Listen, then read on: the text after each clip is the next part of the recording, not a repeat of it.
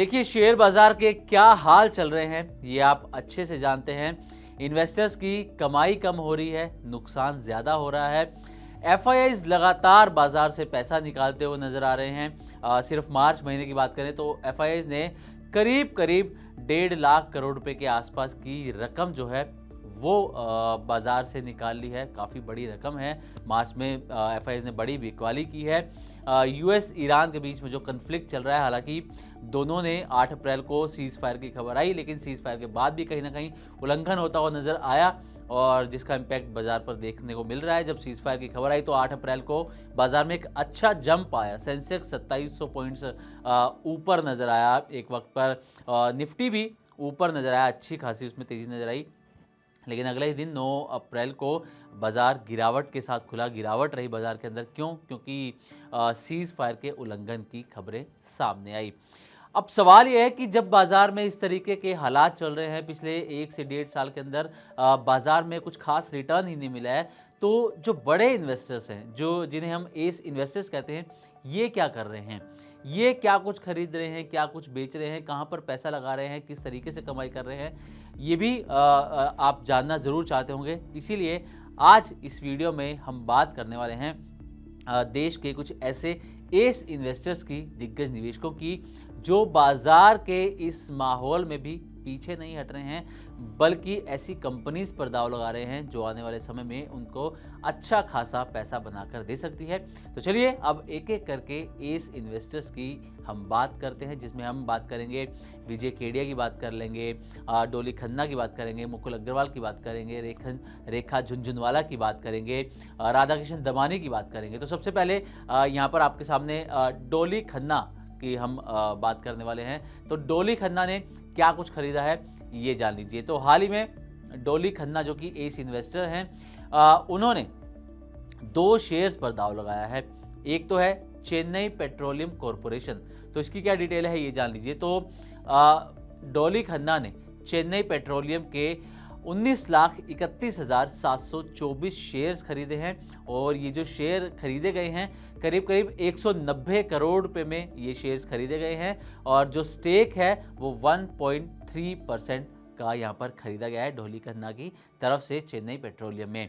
Chennai petroleum की अगर market cap की बात करें तो इसका मार्केट कैप जो है 14,750 करोड़ रुपए के आसपास है। इसके रेवेन्यू में 21% की ग्रोथ देखने को मिली थी। प्रॉफिट इसका जो बढ़कर है वो 1,000 करोड़ से ज़्यादा हो गया था। और पिछले 1 साल की अगर बात करें तो चेन्नई पेट्रोलियम ने पिछले 1 साल में 70% तक का रिटर्न दिया है। लेकिन पिछले 5 साल का अगर आप इसका चार्ट उठाकर देखेंगे तो पिछले 5 साल में ये शेयर 850% से भी ज़्यादा तेज़ी से दौड़ता हुआ नजर आया है। तो ये डोली खन्ना का पहला शेयर है जिसमें उन्होंने दाव लगाया है चेन्नई पेट्रोलियम। अब दूसरा जो शेयर उन्होंने खरीदा है वो है शारदा क्रॉपकेम। जी हाँ, डोली खन्ना ने शारदा क्रॉपकेम के 9,82,178 शेयर्स खरीदे हैं और ये शेयर खरीदे गए हैं 95 करोड़ रुपए में, यानी कि डोली खन्ना ने इसका 1.09% स्टेक जो है वो खरीदा है करीब करीब 95 करोड़ रुपए की रकम में। अब इसके मार्केट कैप की अगर बात कर लें शारदा क्रॉपकेम की, तो इसका जो मार्केट कैप है वो 9,478 करोड़ रुपए के आसपास है। दोनों स्मॉल कैप कंपनीज हैं। इसका जो प्रॉफिट है, प्रॉफिट में 365% की ग्रोथ देखने को मिली थी। रेवेन्यू में 38% तक का उछाल भी देखने को मिला था। लेकिन आपको बता दें ये जो शेयर है शारदा क्रॉपकेम, ये मल्टी बैगर शेयर है। क्यों? क्योंकि अगर पिछले 1 साल का इसका आप रिटर्न देखेंगे तो ये 128% जो है वो रिपोर्ट किया गया है, यानी कि शेयर मल्टी बैगर रहा है। और पिछले 5 साल में जो रिटर्न रहा है वो 238% का रहा है शारदा क्रॉपकेम का। तो इसमें भी डोली खन्ना ने दाव लगाया है और अनुमान ये लगाया जा रहा है कि डोली खन्ना ने ये तो मल्टी बैगर शेयर पहले से ही है शारदा क्रॉपकेम, चेन्नई पेट्रोलियम भी अब मल्टी बैगर जो है वो बन सकता है। अब अगर पोर्टफोलियो की हम यहाँ पर बात करें तो ट्रेंडलाइन के मुताबिक डोली खन्ना के पोर्टफोलियो में फिलहाल 10 से 11 कंपनी है जिनकी टोटल वैल्यू या पोर्टफोलियो की वैल्यू हम कहें वो 450 करोड़ से लेकर 500 करोड़ रुपए के बीच में बैठती है। तो ये डोली खन्ना के 2 शेयर्स पर दांव है। जो बाजार में जो माहौल चल रहा है उसमें क्या उन्होंने खरीदा है ये हमने आपके सामने रखा। अब बात करते हैं रेखा झुनझुनवाला की। तो रेखा झुनझुनवाला भी एस इन्वेस्टर हैं। इनका पोर्टफोलियो कितना बड़ा है ये तो आपको बताएंगे, लेकिन आपको ये बता दें कि रेखा झुनझुनवाला ने एक ही दिन में करीब करीब 1100 करोड़ रुपए के आसपास की जबरदस्त कमाई की है। उनकी वेल्थ में जबरदस्त उछाल आया है। कैसे, ये आपको बताते हैं। दरअसल 8 अप्रैल को जब यूएस ईरान में सीज फायर की खबर आई तो भारतीय बाजार में जबरदस्त तेजी देखी गई और तेजी रही टाइटन शेयर के अंदर भी, क्योंकि रेखा झुनझुनवाला के पोर्टफोलियो में टाइटन कंपनी के भी शेयर मौजूद हैं। अब 8 अप्रैल के सेशन में जो टाइटन है उसमें 4 से 5% का ज़बरदस्त उछाल देखने को मिला, यानी कि करीब करीब शेयर 180 से 200 रुपये तक चढ़ता हुआ नजर आया था। 180 से 200 रुपये की तेजी इसमें रही थी और इसके हिसाब से देखें तो उन्होंने एक दिन में 890 करोड़ से लेकर 1100 करोड़ रुपए तक की कमाई की है, यानी कि उनकी वेल्थ में ये एडिशन हुआ है सिर्फ 8 अप्रैल के सेशन में 890 करोड़ से लेकर 1100 करोड़ में। पोर्टफोलियो की बात करें तो रेखा झुनझुनवाला के पोर्टफोलियो में टाइटन के 4.7 करोड़ शेयर हैं और ये इसकी जो हिस्सेदारी बनती है वो करीब करीब 5.3% के आसपास बनती है। अब टाइटन की बात करें कि टाइटन में इतना उछाल कैसे है, पिछले कुछ 1 साल में 5 साल में कितना रिटर्न दिया है। तो पहले कामकाज की अगर बात करें टाइटन की, तो टाइटन का जो कंज्यूमर बिजनेस है वो 40% तक बढ़ता हुआ नजर आया है। एक ही साल के अंदर या एक ही क्वार्टर के अंदर काफ़ी सारे स्टोर जो है वो टाइटन खोलती हुई नजर आई है। ज्वेलरी सेगमेंट की बात करें तो इसमें 41% की ग्रोथ देखने को मिली है और इंटरनेशनल बिजनेस ये 79% तक बढ़ता हुआ नजर आया है।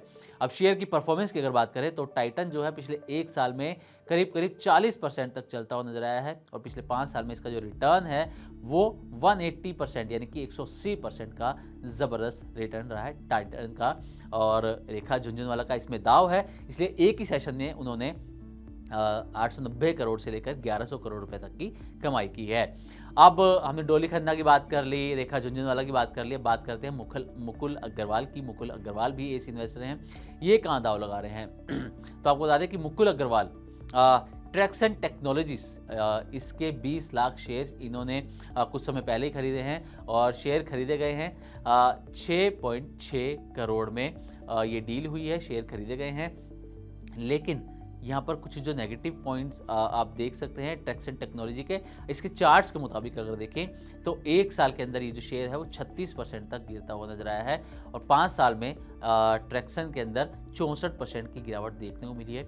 लेकिन क्योंकि मुकुल अग्रवाल एस इन्वेस्टर हैं, लॉन्ग टर्म व्यू लेकर चलते हैं, तो ज़रूर इस शेयर में कुछ पोटेंशियल उनको नज़र आ रही होगी। इसी वजह से उन्होंने करीब करीब 6.5 करोड़ रुपए के शेयर इसके अंदर खरीदे हैं।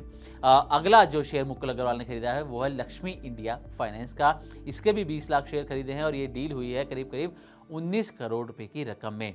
लेकिन इस शेयर की भी बात करें तो स्थिति वही है, ये भी शेयर 1 साल में 25% तक गिरता हुआ नजर आया है और 5 साल में इसमें 38% तक की जो है वो गिरावट देखने को मिली है लक्ष्मी इंडिया के अंदर। लेकिन मुकुल अग्रवाल ने इसके अंदर दाव लगाया है और ये क्लियरली स्मॉल कैप बैटिंग है, यानी कि हाई ग्रोथ वाले स्टॉक्स पर जो है वो मुकुल अग्रवाल यहाँ पर फोकस करते हुए नजर आ रहे हैं। अब इनके अगर पोर्टफोलियो की हम बात करें मुकुल अग्रवाल के पोर्टफोलियो की, तो इनका जो नेटवर्थ है वो उसमें करीब करीब 7.5% का उछाल देखने को मिला है और ये बढ़कर 6,128 करोड़ से भी ज़्यादा हो चुका है। अब विजय केडिया की भी बात कर लेते हैं। तो विजय केडिया ने Q3 FY26 में पटेल इंजीनियरिंग, अद्वैत इंजीनियरिंग, ट्रांसिशन जैसे स्टॉक्स पर दाव खेला है। और वहीं राधाकिशन दमानी की बात करें तो उनकी कोर होल्डिंग अवेन्यू सुपरमार्ट्स यानी कि D mart, India cements, VST industries, United breweries और ब्लू डार्ट एक्सप्रेस जैसी कंपनियों में है। राधाकिशन दमानी का जो कंसंट्रेटेड पोर्टफोलियो है इनका, और ये लॉन्ग टर्म कन्विक्शन स्टॉक्स को अपने पोर्टफोलियो में ऐड करते हैं। तो ये कुछ देश के बड़े इन्वेस्टर हैं, दिग्गज निवेशक हैं, एस इन्वेस्टर्स हैं, जो बाजार के इस माहौल में भी शेयरों की खरीद बिक्री कर रहे हैं, पैसा कमा रहे हैं। और आप अगर चाहें तो इनके पोर्टफोलियो देखकर या इस वीडियो को देखकर आप इन शेयर्स के बारे में अच्छे से रिसर्च करके अपने फाइनेंशियल एडवाइज़र से पूछ के, स्टॉक मार्केट एक्सपर्ट से पूछ के आप भी इन शेयर्स को कंसीडर कर सकते हैं। लेकिन हाँ, बिना किसी की सलाह लिए अपने पोर्टफोलियो में या किसी भी शेयर की खरीद या बिक्री ना करें। मनी 9 का जो मकसद है वो आप तक सिर्फ जानकारी पहुंचाना है।